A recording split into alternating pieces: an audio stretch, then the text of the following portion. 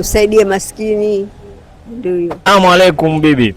Salamu. Unaendeleaje? Si jambo. So bibi. Mungu anasaidia. Sasa mimi hapa bibi yangu na swali moja tu jepesi.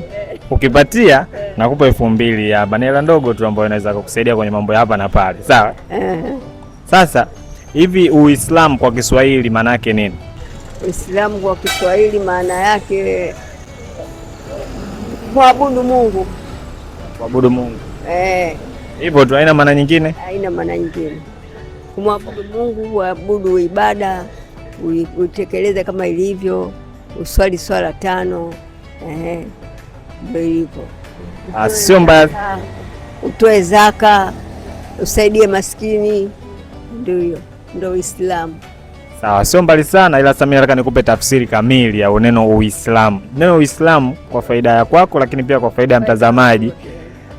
Neno Uislamu limetokana neno Islam, ambao Islam kwa Kiswahili maana yake ni unyenyekevu. Hilo Islam ni Kiarabu, ambao kwa Kiswahili maana yake ni unyenyekevu ama utii ama kujisalimisha mbele ya Mwenyezi Mungu.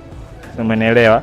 Kwa hiyo ukiona mtu anaitwa Muislamu, maana yake ni mtu ambaye amekubali kujisalimisha na kumtii Mwenyezi Mungu na kumnyenyekea Mwenyezi Mungu. Umeelewa? Sawa. Sasa kwa sababu kidogo ulikuwa unaelekea, ndakugea tu 2000 hapa itakusaidia bibi yangu. Shika hii hapa, karibu. Amen.